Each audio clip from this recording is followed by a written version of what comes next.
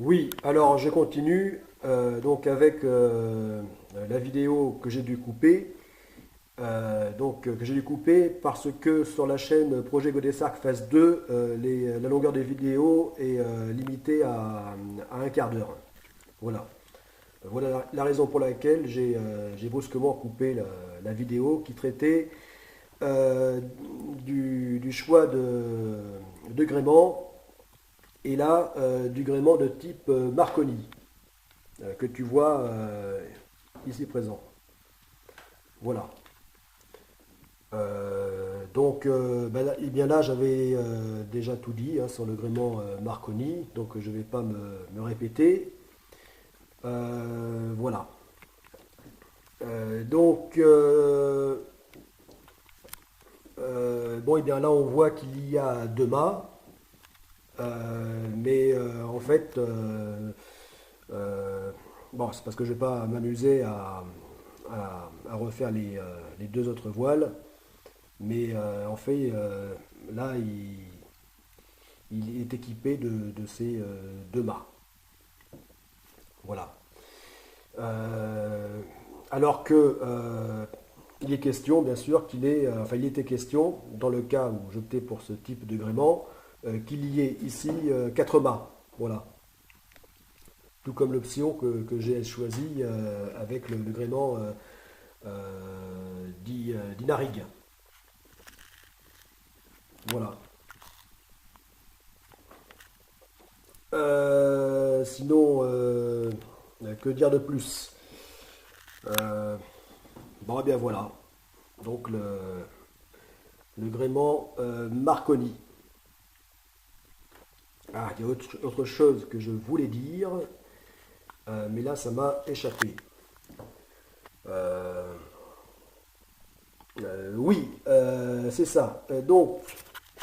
La raison aussi qui m'a fait opter pour le gréement d'Inarig, c'est que le grand avantage du gréement d'Inarig, eh bien, c'est de pouvoir pivoter à 360 degrés. Et étant un gréement totalement autoporté, de n'avoir aucune attache, enfin aucun appareillage lié au gréement fixé au pont du navire. Voilà. C'est-à-dire que c'est un gréement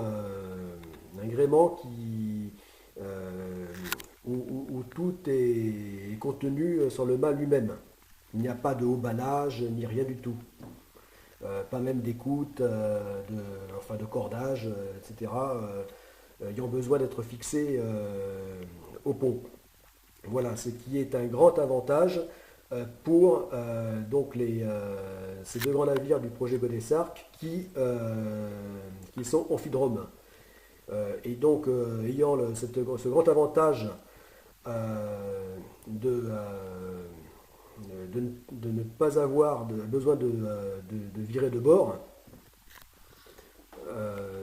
donc comme le font les navires normaux, c'est-à-dire avec un avant et un arrière, eh bien, euh, euh, euh, par contre, a besoin d'avoir un gréement pouvant pivoter à 360 degrés.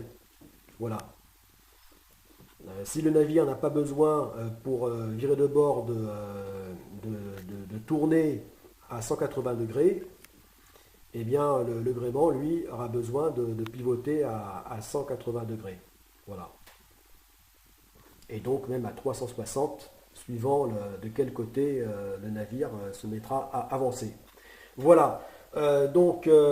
Cette possibilité n'était pas possible avec le gréement Marconi. Enfin, en tout cas, très difficile à adapter sans poser d'autres problèmes par rapport à la conception du plan de pont. Voilà. C'est pour cette raison aussi que j'ai laissé tomber l'option du gréement Marconi.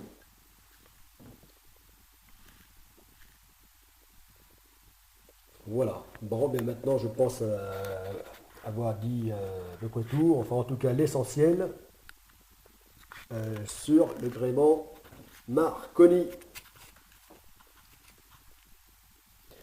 Voilà, donc un sacré gréement avec beaucoup de qualités, d'avantages, mais qui n'était pas forcément en tout point adapté au projet Godessarc. Enfin, aux besoins donc des deux grands navires du projet Godessarc, les GA Ambulocetus et GA Mayacetus. Voilà. GA comme Godessarc. Oui, parce que ça fait un peu long comme nom. Ça peut paraître un peu long. Donc, si on a besoin d'évoquer 10 000 fois le même nom, c'est vrai que Godessarc Ambulocetus, bon, et bien à ce moment-là, on dit GA Ambulocetus.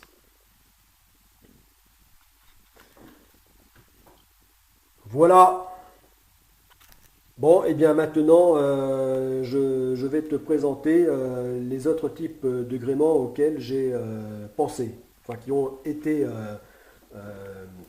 envisagés pour les deux grands navires du projet Godessarc, ou pour le grand navire du projet Godessarc, puisque jusque-là, il a été question que les deux grands navires, oui je dis grands navires parce que déjà 180 mètres chacun, puissent donc se former en un seul navire. Voilà. Et donc en un seul grand navire nommé Godessarc, long de 360 mètres. Mais ça, il n'en est plus question. Voilà. Bon, je vous expliquerai ça, pourquoi il n'en est plus question dans d'autres vidéos. Voilà. Bon, allez, maintenant je vais te parler des autres types de gréements envisagés.